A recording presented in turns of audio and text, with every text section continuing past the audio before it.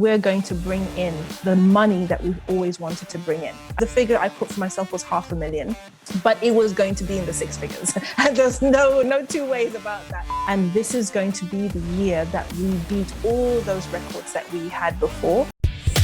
This is the Content Capitalist Podcast. We talk to business owners who've used video to grow their businesses to $1 million a year or more. How they did it, what worked, what didn't. Welcome to the Content Capitalists with your host, Ken Okazaki. Hey guys, welcome to the Content Capitalist. Today I'm having a conversation with Naima B. Robert. She's a trailblazing speaker, coach, and best-selling author of From My Sister's Lips, as well as over 20 other books that have been translated into over 14 languages. That's a lot more than mine, by the way.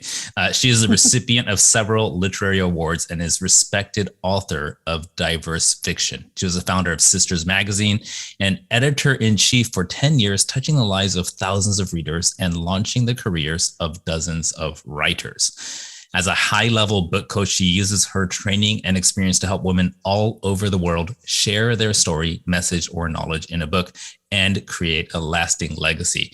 That is a very, very impressive bio. Naima, welcome to the show, and thank you so much for joining us today. Thanks so much for having me, Ken. It's great to be here. Absolutely. So Naima, I want to start by, if you could give us a quick introduction of what exactly do you do now? Now, we've seen a few things you have done, the accomplishments, super impressive, by the way. What do you actually do on a day-to-day basis as far as, your business? What are you doing?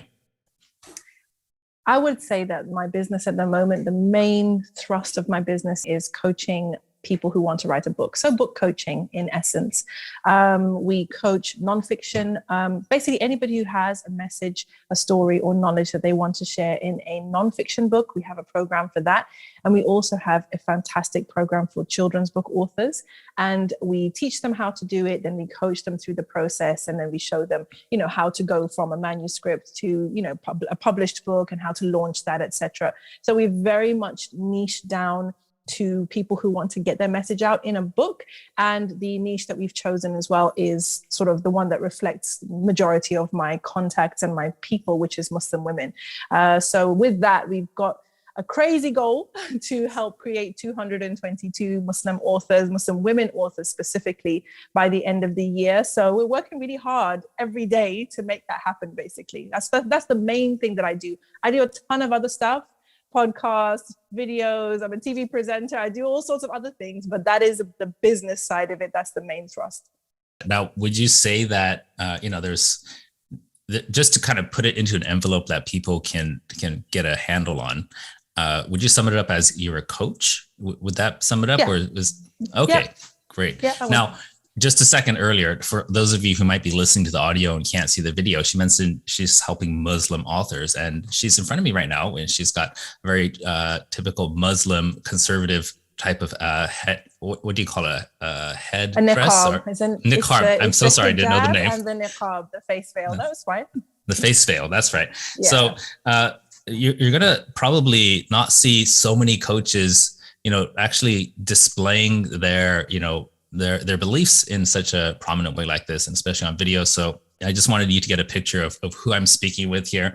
And your accent does not, give away, like if I heard your voice, your face is not what I'd imagine. So I encourage you, come check out the YouTube video. She is super, super cool. And we've had a lot of cool conversations together. Now, I want to take us back a little bit. You've just listed a whole bunch of impressive things you've done. And I think a lot of people getting started who are thinking, I want to be an author, or I want to start producing content, whether it's in books, video, anything else. If they're just getting started and you're painting this picture of what's possible, I think that what might help them is if you talk a little bit about your early stages of just getting started. Could you give us a little peek of what you were doing before you decided to start publishing yourself, to start presenting yourself to the world the way you are? What was that like? We're going back a long time, Ken. We're going back to when my eldest was about 2 years old, which is 2002 or something like that. So a long time ago. But I in my head, I was never going to be an author. And I'll tell you the reason why is because I wanted to make a lot of money. And everybody knows that writers are broke. So in my head, I was never an ambition of mine to be a writer. And, after I became Muslim, I got married, had my first child. The reason I started writing really wasn't because I wanted to be a writer. It was because I just couldn't find books that reflected our stories and our way of life in libraries or anywhere else at the time. So it kind of was a, necessity being the mother of invention in that sense, because I wanted to contribute to changing the landscape for children's books. That's really why I started writing. And that's where I started, in children's books. And I was very fortunate to, meet or to come across publishers that understood the importance of diverse books for children, of multicultural books for a multicultural society. And they just saw my work and they were like, this is exactly what we need. So I was very fortunate to kind of come in really before the whole multicultural and diversity, everything kind of took off in publishing.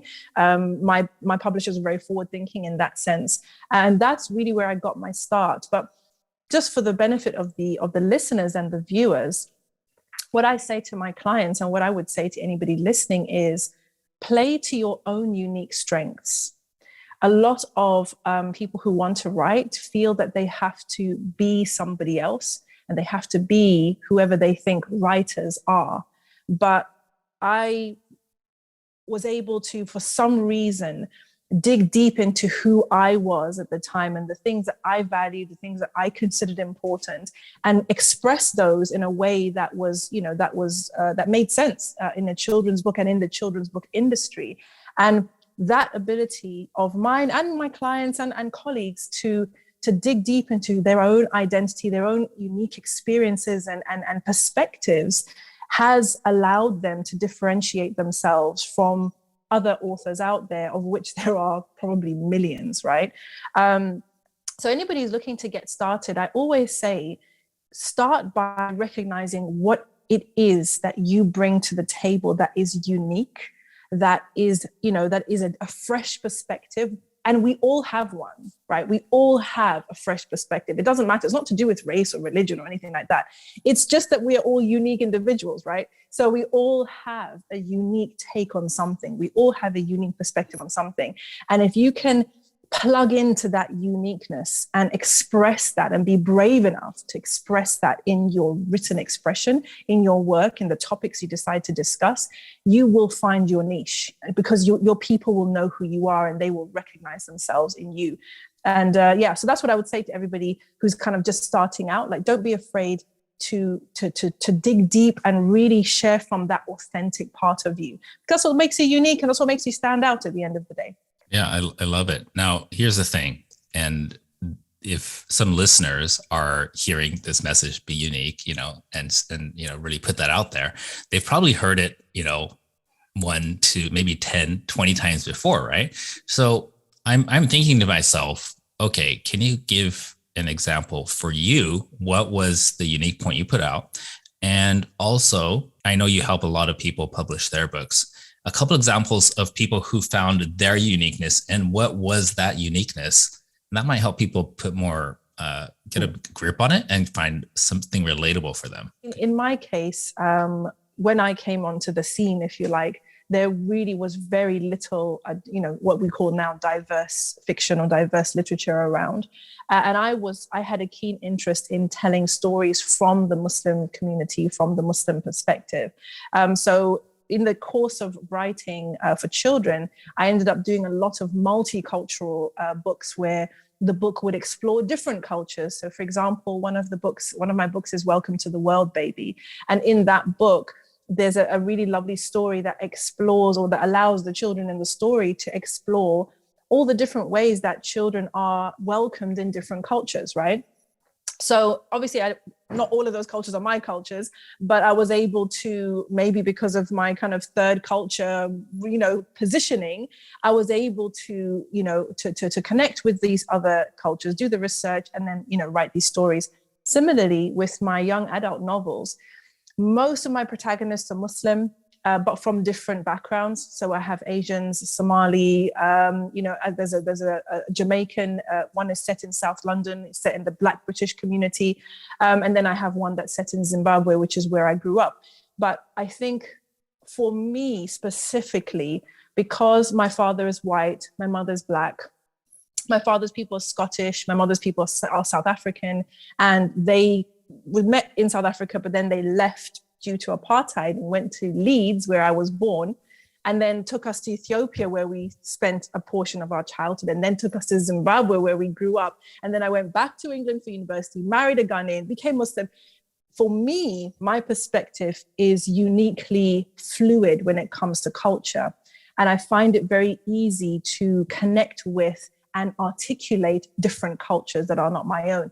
That's my unique Is that spin. what you mean by third culture? You mentioned that term third culture before, and I've been labeled a third culture kid too.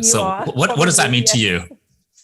I think the third culture kid thing is about, your parents had one culture, the society that you live in has a different culture, and then you're kind of not quite sandwiched in the middle, but you are, because you've taken from your parents, you've taken from the society, but you are neither fully. So I think that's what they mean by third culture. I think you nailed it there. That's exactly how I feel. Yeah. I sound kind of American / Canadian. Yes. I look Japanese, and I don't know how I act. That just depends on who's judging. Yeah. So in your 100%. Case, yeah, all those different sources, your parents, the places you lived, the people who you engaged with, that combination of all those cultures is what you call your own third culture. Is that right? It gives me my own unique spin, just like because you've traveled, because I know that you've lived in lots of different places, you will have something similar. You won't have what I have, just like I won't have what you have, but you will have a different perspective from somebody who was born and bred in Japan, for example, right? They are not going to have access to the same things that you have access to. And maybe you may not even have access to the same things they have access to, right? So I guess what I'm saying is that, for everybody who wants to tell a story, you are a result of your history, your lived experience, your cultural background, the places you've lived, the things that you've seen and been through. You are a unique product as a result of that. So if you are able to tap into what makes you unique and express that in whatever way, whether it's the stories you choose to tell, whether it's the perspective you choose to use when you're telling those stories, whether it's the audience that you choose to target, it just gives you this like a superpower almost, because nobody can beat you at your own game. I love that. You create the rules for your own game. That's amazing. Yeah, exactly. Nobody can beat you at your own game. And it's like they always say, rather be an original yourself than some pale imitation of somebody else. So when it comes to sort of me and even as we are talking now, you can see I've got my face covered. And, whenever I go into spaces in the coaching business or even in the writing world, actually, of course, I'm an anomaly. I get that. But then people don't expect me to speak the way that I do, or even have some of the ideas that I have, right? Because of the way that I speak. But that's my superpower, right? And that's how I see it. If I can surprise you, if I can delight you, if I can challenge you, that's my superpower. And I'm pretty much going to lean into it as much as possible. Like I think everyone should lean into their own superpower, because everybody's got one. I love it. Now, if you're to look at my situation, right? How do you think, and I'm doing this on a practical level for, really, I am curious, I want to learn, but also just kind of take me through your process of how do you suggest I find my uniqueness, the part of it that should be published, that should be put into, out to the public? And yeah, what's that look like? That's a really, really good question. And I think if you were a client and we were having this conversation, that, one of the questions let's pretend we are. Well, what I would say is, okay, what do you want to write about?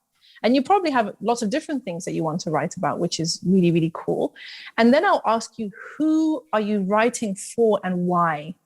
Because the kind of book that you write to build your business is different to the kind of book that you write out of a sense of whatever, wanting to leave a legacy, for example, or wanting to spread a message, or, wanting to write something to pass down to your children. Those are different types of books. Yeah. So, if, for example, and I'm hoping one day Ken, is going to write his memoirs, because you've lived such a crazy, amazing life, right? And what I always say to people is, a memoir, for example, which is basically a collection of stories from your life, is not usually a commercial success unless you are famous, or your book kind of, it hits the zeitgeist, right? The topic and the theme of your memoir it rides a wave that is already there. Okay. So if you remember, there was a time when misery memoirs were just like dominating the charts, because for some reason there was this fascination with like childhood abuse. So if you wrote a memoir about childhood abuse at that time, you could ride the wave, right? And your book could actually do really well because there was this surge of interest in it. And these surges happen all the time. However, even if you don't write that memoir for commercial success, I always want to ask, is this a story worth passing down to your children and your children's children? Because if you would like your children to know you on a deeper level, if you would like your children's children to know you after you're gone, isn't it then worth telling your stories? Because the chances of us actually getting to sit with our families and tell the whole story and all of the adventures, it's not going to happen, especially in today's world. So I would ask you, 10 minutes in, they're going to be on their phones. Right, exactly. So you have to take them on an island somewhere, Ken. No Wi-Fi, no screens, no phones. But the point is, burn the boat. Exactly. What I would ask you is, why are you writing this book and who are you writing it for, right? If it's to build your business, we're going to have one conversation. If it's for fulfillment for yourself, we're going to have a different conversation. And that's that kind of thinking through the what, the who, and the how. That's where I start my process with my clients. Got it. So, I do have one that's for my business, and, for people who want the DIY route, that's available on Amazon, 7-figure video funnel.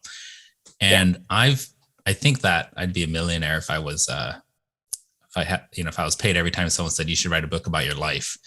But like you said, I don't know who on earth is going to read it and if it's worth my effort and time. But that perspective is interesting. Every month or so, my kids say something like, "Dad, I never knew that. How come you never told that?" And I'm just like, "Oh, you didn't? Oh, I just assumed." And they don't know anything. They don't know anything, Ken. Really, they don't. They don't. But they don't. Would they read it? I wonder. Like, if I read it for my kids and I knew that all my kids would read it, then I'll write it. Oh, they will read it. Maybe not now, but when they reach adulthood, they will read it. And if one day you're gone, that will be such a precious thing that they have. And even when I speak with some clients and I talk about the value of kind of passing on just not just your life's journey, but like what you learned along the way, we I think we've lost the connection that we once had as generations, right? Where you'd have the grandparents sitting, with the grandchildren around the fire on their knee and telling them about life. One lesson I've learned is da-da-da-da-da-da, and the kids really listening and actually paying attention. I think that most of us have lost that. So even your work ethic, even your values, your principles, things that you hold dear, many of us have actually not done a great job of passing those on to our children in a way that is concrete. We live by it. So we think the kids obviously get it, right? They obviously know daddy does this, mommy does that. You may find a lot of the time that really they don't. And I just on a personal note, my late husband, I think my eldest was 16 when my husband passed away. And my husband he was kind of very much in the .com wave, right? So he read all the books. Who are his people? Like Mark Zuckerberg, the guy from Apple, Steve Jobs, the big money people. Like, he used to read their books, he used to listen to the podcasts. He was in that world, right? And he had a huge vision for himself and for the business that he was creating. And he had this ethic that he passed on to everybody who worked under him. So when he passed, everybody in the office knew him very well with regards to the ideas that he had and the principles he held, etc. But my kids didn't, because they were still too young for him to have had to pass that down. So all that their father was as a man in the world, they actually have no idea. And that's really sad to me. We have one video that he recorded in which he shared some of his ideas about what talent is. But other than that, his children will never know him as the visionary that he was, because there's no record of it. So it was a bit of a lesson for me. Well, that one just kind of hit me hard. Because that you just kind of described me. It's all of us. We're all like that. We're all like that. Yeah. Well, I'm curious about something. Imposter syndrome. Was that ever a thing that you faced? Everybody faces imposter syndrome.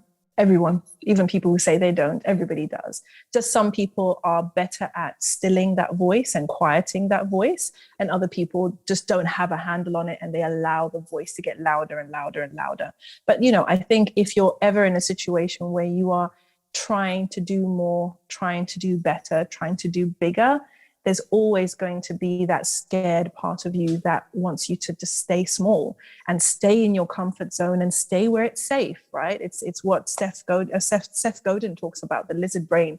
The lizard brain is there for survival. It's to keep you safe, So that's why you have this kind of almost instinctual kind of, I don't want to do that. You get this feeling of dread. But those of us who are able to rise above that, it's not because we don't ever face imposter syndrome, it's that we know where it's coming from. We know that it's coming from a place of fear, a place of, the unknown, etc. And we know how to quiet that voice. And I was doing a coaching with some of the ladies in our program, and I was asking them, like, who has got the voice of the mean girl and who's got the voice of the scared child? Because some of us have got the mean girl or the mean guy who's like, who do you think you are? What makes you think you can do this? Like so-and-so couldn't do it. What makes you think you can? That kind of taunting, insulting type of inner voice. And then some of us have got the inner voice that is scared and is trying to stay away from being hurt and failing and, being rejected and all of that. And either way, if you can recognize that it's just the mean guy, it's just the scared little boy, it's just the mean girl, it's just the scared little girl, then you know how to soothe or to quiet that voice and do what you need to do. You know what I mean? Does that make sense? Yeah. So for you, what was it? Was it mean girl or the scared child? No, I don't really have a mean girl. My mean girl's she's under control now. I whipped her into submission.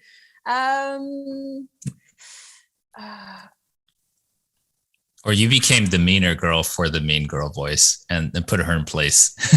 I just brought her on side. I just said, look, this is what it could be, and just as you can see the potential negative outcome, I can see how amazing this could be. And let me show you how amazing it could be. And then you're going to come on side, So visioning is very important to me. It's a huge part of my process. I write down vision all the time. I write down plans all the time. I write down money all the time. I'm almost obsessed with it. Just writing down what's going to happen, what's this year going to look like, You're trying to prophesy your future, right? Speak it into existence. I'm wiring my brain. And the crazy thing is, Ken, and anybody who's done this before, I'm sure they can speak to this, is because I've been doing that for several years now. When you come across a page in your journal that you wrote looking at, in a year's time, I'm going to be celebrating XYZ. And you find that after the fact and you realize, oh my God, we actually did this. We did that. That did happen. We did make it. Okay. We did this. It wasn't like this, but it was like that. It's crazy. It's really crazy. It's like having a Pinterest board. And then a year later, 2 years later, you go back to your Pinterest board and you're like, oh, and you start to recognize things from the Pinterest board to say, oh yeah, I had been thinking about that. I had been planning that from whenever, and here it is. It's real. It's mine now, you know? So yeah, it's a big deal. That's really cool. It's that exactly what everything you're saying is. I don't know why, but I feel like you're in my head and you're like sifting through my emails and you have a secret camera somewhere. Exact same thing. I've got all these lists, you know, things that I want to do, need to do. And if I go look at it from a day-to-day or week-to-week basis, I feel like I'm always falling behind. But if I look at it from a year or a 5-year or 10-year perspective, I've taken it much farther than I expected. Yeah. It's amazing. And the thing is that for those who don't do this, if anybody's listening who doesn't do this, you just see the results are not the same. You know, I for example, with this 222 authors, I said to my team when we did our 5-day challenge, I set a crazy big goal for that. Okay. I wanted 10,000 registrants and I wanted 400 customers. Okay. We didn't get 10,000. We got 4.6 thousand. And we didn't get 400. We got 65.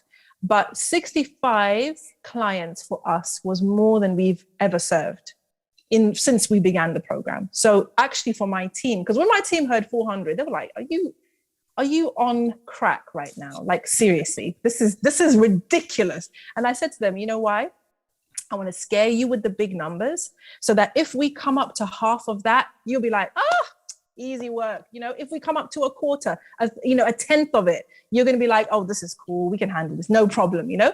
And that's what happened, you know, and I'm just so grateful because we had prepped them to think big. And I prepped them and I said to them, the reason I'm thinking big is, and pushing you guys to kind of see a big picture here is, the more people we can serve, the more people can serve, right? So if I just said, I just need a couple of clients a month to be good, to survive, I'll just stick with that. Some people would say, that's great, you know, at least you're surviving, right? At least you're making the money that you need to make or whatever the case may be. But I said to them, if I thought like that, if I thought small and played small like that, firstly, you guys wouldn't have a job, because I wouldn't need a team. I don't need a team to serve 2 clients, right? So once we got to the 10 clients a month, for example, when we got to 20 women in the program, I had already brought a team in. But now that we're at 30, 50, 60 women in the program, we have more coaches on board.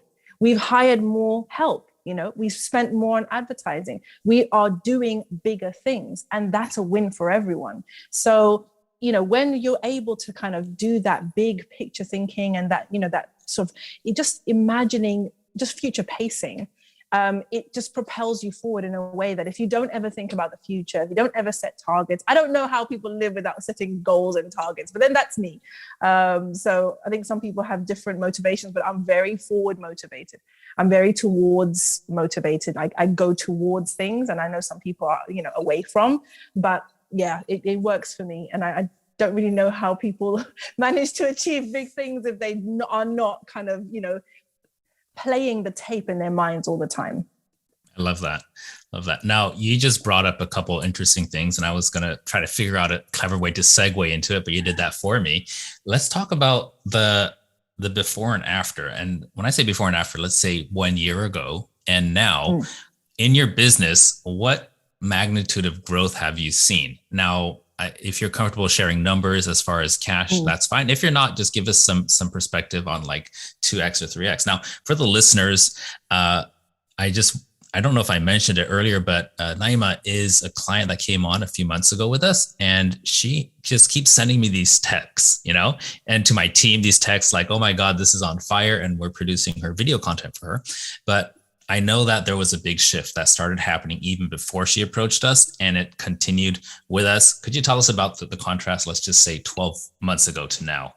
Yeah, no, I'd love to. It actually makes me really warm and fuzzy when I think about it, because I think last year was very much like hustle. I hustled for the first quarter into the second quarter, and then I just crashed in the whole of the summer. I went home to my country, to Zimbabwe, and I just dropped everything. When you say crashed, was that like mental, physical exhaustion or just taking a break? I just didn't want to have anything to do with it. Just overload. You're just like, I've had it. I'm out.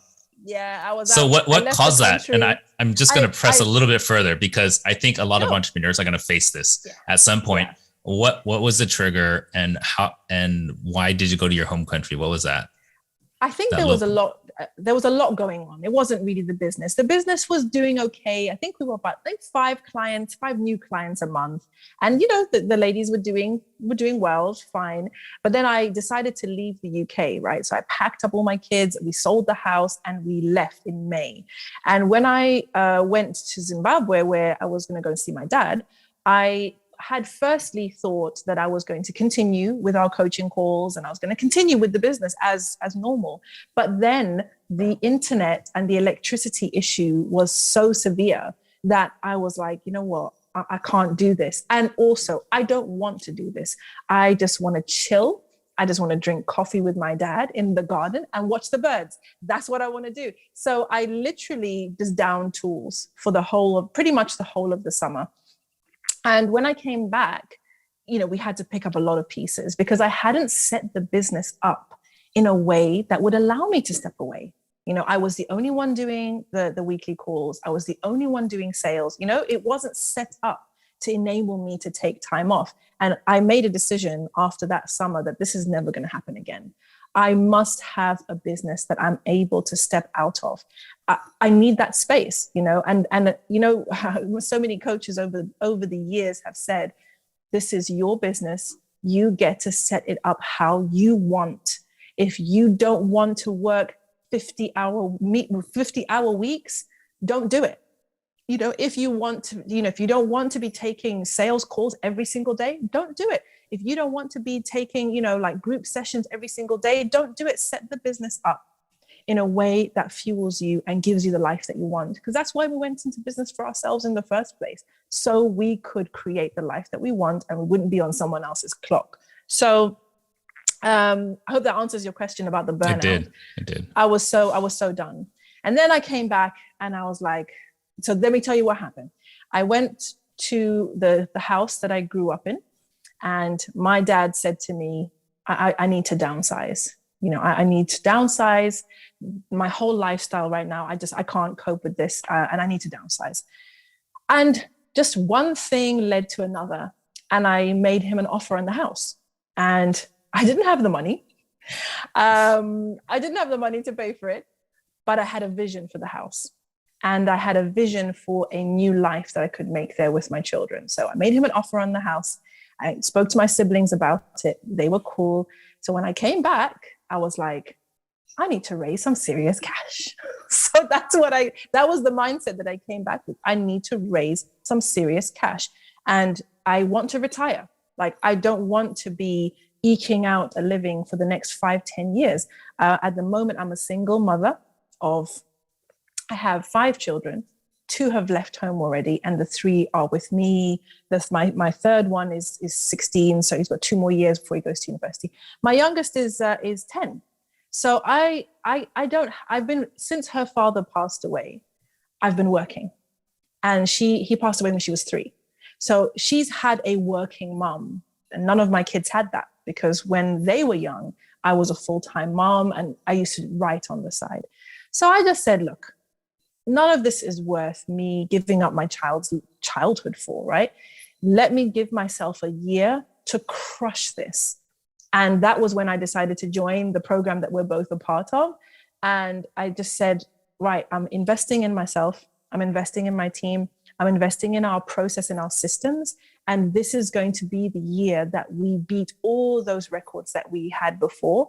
And we're going to bring in the money that we've always wanted to bring in. I believe the figure I put for myself was $500,000, but it was going to be in the 6 figures. And there's no 2 ways about that. So if we fast forward, obviously lots of changes since then, but if we fast forward to the beginning of June, I think we did our first 100K in this. So we have done over 100K in this year.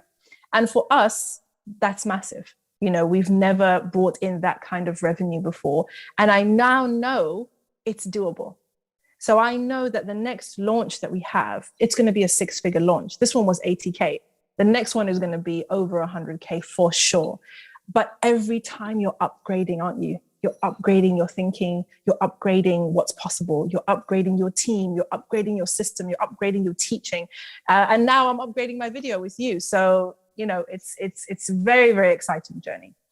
That's awesome. And 100K launches, I think that there's something that humans attach to numbers that end in 0, isn't it? Like, I remember when I turned 10 years old, I was just like, I'm a double digit baby, and then my daughter was saying exactly the same thing when she turned 10 a few days ago. Yeah. And when you turn 20 and 30, and it's the same with income brackets or revenue brackets, right? It's a 6-figure, it's a 7-figure, it's an 8-figure. Yeah. And if you're doing, 100K launches, 6-figure launches, and that happens, on a monthly basis, that's easily 1.2 million, right? So that's, it's a compounding thing. And here's the thing that a lot of people don't get is the more you sell, the more you sell. It's not like you're going to exhaust the world's supply of customers. This is it. Yeah. The more, 100%. When people see, hey, she's selling a lot, then there's that thing that triggers, well, it must be important. There's all these people paying a lot of money. I'm interested too. And then it's just this compounding growth. You're no longer pick and shoveling for that, 1 or 2 at a time. It's not linear growth. It's compounding growth that happens when people, when you do good work. So tell me a bit about right now, what is your content strategy? And as far as how do you pick your topics? What are you shooting on? And I know what you're shooting on, but you can tell it for yourself. And how is that being distributed? And how is that coming back to you as far as leads and clients? I love video. So I've been enjoying doing video. I definitely believe in batch producing content. So for this latest series, the coaching series that we've been working on, I literally sat down with the questions that come up most often in our coaching calls and when I used to do breakthrough calls. And I basically asked the question at the beginning of the video, and then I coached as if one of my clients had asked that question in a coaching call. And then I coached. And then the great thing is that I just do those videos. It takes me maybe an hour or 2 to do 8, to do 12. And then I pass it over to your team. They splice it up. They put it into different formats. They give me a transcript. And then we schedule it out. So at the moment, what we're doing is we are trying to make sure that we get the most eyeballs possible on this content, because even as I watch it back, I'm like, hold on a minute, this is valuable stuff. And this is stuff that nobody in my market is teaching. Nobody in my market is helping people in this way. And so to be that go-to person, we need to get this out as far and wide as possible. So we obviously use Instagram, Facebook, Twitter, YouTube. But what we're also doing is we're leveraging our Facebook groups, our client groups, and our emails of clients and emails of people who've, attended free stuff, basically. And we just sent one out last night. And the PS was, if you want to work with me and find out blah, blah, blah, just reply to this email with help. And we just got a load of people replying after having watched the video with, wanting to find out more about working with us. And we just do the sell by chat. We just work those leads. We reply, we have a conversation, we send them the information about the program. If they're in, then they say that they're in, and then we sign them up. So I'm excited about how this will keep growing our list and keep, just that circulating everywhere where we're putting it out. And hopefully that meaning that we've put something out there that's really helpful to people, and you're cementing your authority in the eyes of the people, because you're not just somebody who's doing it for herself. You are actively helping the community. You're actively contributing. You're actively giving people the answers to the questions that they're looking for. So when they are ready, they know who to call. They're not going to go to, whoever else out there. They're going to come to me because I'm the one who gave them everything that they needed when they needed it. Absolutely. And the videos we're producing for you, they're not pitchy. You're not there saying, buy now, 30 days, program, or make 10K in the next 10 days, like you see some people doing. You're literally just answering questions and people know just by your tone and the confidence you have and the authority you have that, hey, she's the go-to person. And if and when they're ready, they just reach out to you, right? Now, I'm going to go through each of those steps just so that the audience can get a real clear picture, because we're both in, coach marketing communities. Mm-hmm. We kind of understand all these terms. For the uninitiated, first of all, what are you shooting your videos on? What fancy camera do you have? Your phone. My phone, yes. And that's turning into 100K launches, right? And here's the thing. So many people are going to say, and probably the same with book authors, like, I'll start when I have everything ready, a $10,000 camera, And for you, it's going to be, my degree and my experience and, all this practice. Just get started with your phone, start with what the heck you have, because, the value is you, not the equipment, right? Yeah. She shoots with her phone. She sends us the stuff. And you said you do it in batches. So how many in a row are you doing and how often? Usually eight. Yeah. Is that 8 once to 12. a month? 8 to 12 is a series.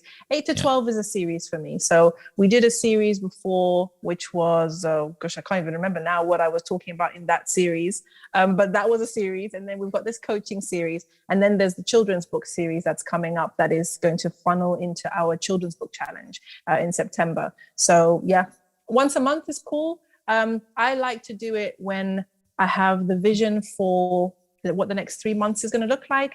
And I can kind of brainstorm my topics. I get all the topics, then I'll brainstorm like maybe 3 points to make under each topic. And then I'll just have that propped up next to my camera. And then I just go extempore and I just teach. And how long are these videos typically? 8 minutes. 8 minutes. Yeah, 7, 8 minutes. 8 minutes is a long one. 8 minutes per video. And you make 8 of them, right? So, and you just go back to back? Pretty much, shoot them all? Cool. Yeah. Cool. So 8 times 8. I don't have my math with 64. me right now. 64. So just a little over an hour and you're done, right? Yeah. And that happens once a month? Pretty much, because 8 videos will be 2 months, won't it? It will be 2 months worth of content. So that's amazing. That's good for me. Yeah. So guys, if you think you don't have enough time or you don't have the right equipment, listen to Naima. She's got a phone and she's got an hour every 2 months. And of course, there's a bit of prep, but do you have your team help you get those questions and get the topics together? Or is that all you? I do it myself at the moment. If I need anything, then I can ask them to, go and find this or go and find that. But so far, I haven't really needed to send them to go and find anything, but they can. And what's that prep work look like as far as time? I'd give it an hour just to be good. Yeah. Just to, if I say half an hour, I might be capping. So let's say an hour to think through it, to make the notes for each one, write them down and everything. And So would it be fair to say, and I'm really, trying to dig into this here, would it be fair to say that you're spending about 2 hours a month and your phone to create all the social media content that's bringing people into your program, that's earning you close to $100,000 each time you launch? Would that be fair? It would be fair. And I think it's interesting because the second video that we did together, the first 2 that we did, one was for the 5-day challenge that we did, the launch. And then the second was part of that launch as well. And those 2 videos, obviously they got a lot of reach because we were really promoting it, and we were boosting the posts and doing all sorts of stuff, and people were really sharing a lot. But especially the second one, which was kind of why I do what I do. That one has, had enormous reach, both the full video and then the reels that we did, the clips that we did. And I think the reason was that video was particularly personal. And it was a personal story, right? So we used those 2 videos as the mainstay of our push to get people to sign up for the 5-day challenge. And that 5-day challenge is what took us to this 80K launch that we did. And then in between, basically, I haven't recorded any content for ages because I sent you, a whole load of them, and your team are now just kind of sending them to me for approval. So I'm like, yep, this is great. I don't have to do anything, just approve cute, wonderful videos. So I love it. That's amazing. So anybody who says, I don't have enough time, if you could come up with a couple hours and you have a phone, you have number one, the equipment you need. And by the way, we're going to work on getting you to, you said you wanted to upgrade your studio a bit. And I love that you did it in that order. You're just like, let's get the content out. And then we know it's working. Now we could take a bit of that money and reward ourselves with, upgraded camera and lights and all that. I just want to say to the viewers and the listeners, actually, because when we had our conversation, I asked you about upgrading, and I bought a camera. I bought a new camera. I bought a lens. I got the lights. I've had the whole studio set up, and I wanted the 5-day challenge to be top notch. We talked about this, remember? I wanted it to be like, wow, never seen anything like this before. And you know what, guys? My daughter broke the lens of my camera. I did not know that. The brand new lens of the camera. And I'll tell you this, and this is what I love about the entrepreneurial life. I had come to the UK because my son was doing his exams. So we're staying in this rented apartment, which really did not have great kind of recording space. All of the angles were weird. Like almost anywhere I tried to film, it just wasn't what I wanted, right? I wasn't at home. I was on the go. And I was so fixated initially about making it this top quality production and, the lighting and the sound quality and everything. Listen, in the end, I used Zoom. I used my video cam on my laptop. I used this old thing. Okay. I didn't even have like my professional mic or anything like that. Nobody cared, because what they wanted was the teaching. What they wanted was the energy. What they wanted was the vibe. So many of us, we're fixated on the look of things. I want it to look a particular way. I want the appearance of this or that or that. But at the end of the day, if that's what's stopping you from sharing your message with the world, you're focusing on the wrong thing. People don't care. They don't care how slickly produced your thing is. They just want, do you know what I need? Can you give me what I need? That's it. I love it. Now, platforms, where are you seeing the most traction? Instagram. I thought so. Yeah, Instagram. Instagram. Got it. So at risk of self-promotion a little bit, I'm going to ask you a question, which is how different is it working with a team that actually just tells you what to do and takes care of all the video for you versus if you did it yourself or hired people, and had to train them to do all of what we're doing for you? Like just tell me what that would look like if you had to do it yourself. Yeah, we did try, because I knew about the concept of, repurposing content. I knew about, getting one video and then kind of, changing into all these different things. But my team we just couldn't get it together because that's not their skill set. So, the transcription, for example, we'd get it one week and then the next week we wouldn't. And then, it was just all over the place. And I feel we missed quite a lot of opportunities in those early days because we just weren't able to turn over the content properly. I was producing the video, but then just the follow through was the hard part. So I would say now, the team they're just on the ball, they're on the ball, they communicate so quickly and all the ways, like they will find me wherever I am. So if it's on Hangouts, they find me. If it's on Gmail via email, they find me. If they need to reach me on Messenger, they find me. And so now what I've done, I've given my team access to our folder. And now they take directly from the folder that your team shares with us, and they schedule it in. Because Ken, to be honest, my modus operandi moving forward is, guys, I'm not here unless I'm here. Okay. And if I'm not here, then I'm not here. All right. I come and I do what only I can do, and everything else, y'all got to take care of it. Okay. So I'm trying to remove myself as much as possible from the process, from all processes where I could be a bottleneck. So the videos, the training, the coaching, the front facing stuff, only I can do that. Right. But now that we've got a team that, kind of produces everything, it doesn't make sense for me now to have to jump back in and say, okay, now we're going to do this, we're going to do that, and I'm going to put it here, I'm going to put it there. No, it's okay. I have a team for that. So they know where to go to find the transcription. They know how I want it transcribed, where I want it posted. It's just about setting up those systems, really. And once you can set up those systems, it's just seamless, and things happen. And then you wonder, how come is it that we're serving, I'd say, 3 times the number of people that we normally serve in this cohort. But my life is easier than ever. And that's me being real. I actually had to pinch myself and say, hold on, am I missing something here? Like, is there something I'm supposed to be doing that I'm not doing because I'm so relaxed?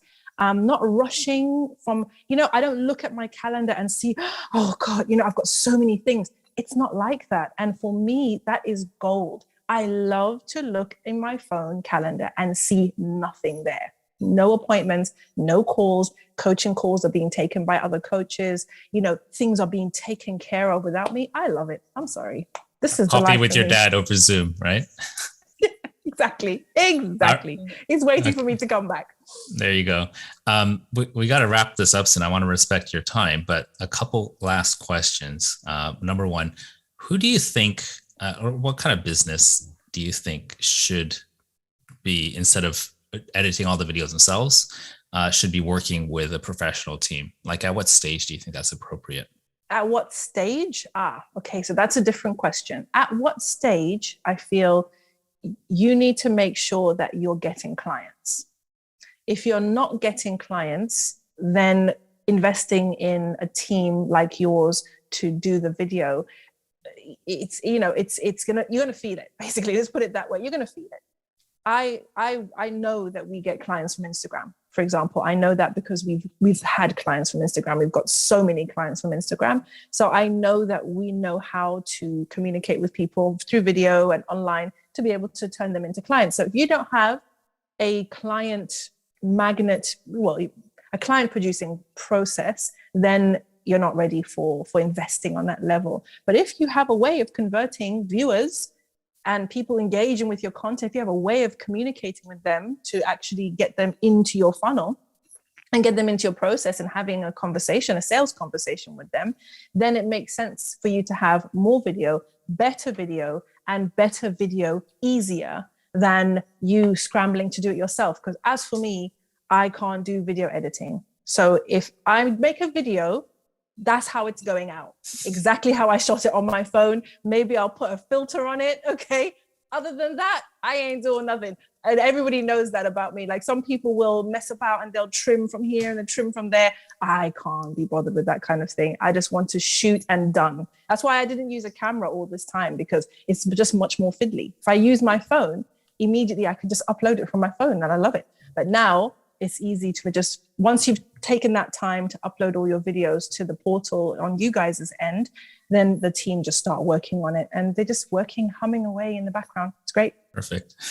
Now, if somebody were to want to get in touch with you, maybe they have got a book, maybe this story inspired them and they just want to connect with you, what's the best way for people to find you? I'm Naima B. Robert on all platforms. So Instagram, Facebook, LinkedIn, Twitter, YouTube, everywhere. I'm the same, Naima B. Robert. Instagram DMs is probably the easiest way to reach out. But yeah, I would love to hear from some of the viewers or the listeners. And if I can be of help in any way, of course, I'd love to help them out.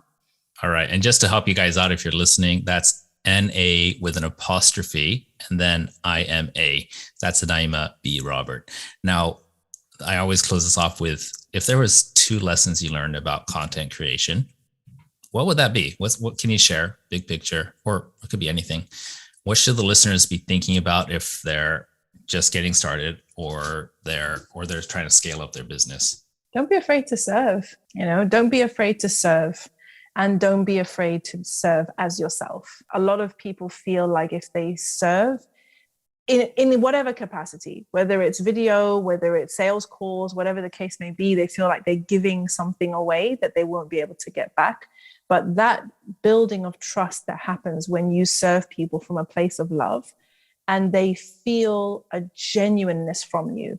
I don't think you can put a money value on that authenticity and the genuineness, because people feel that.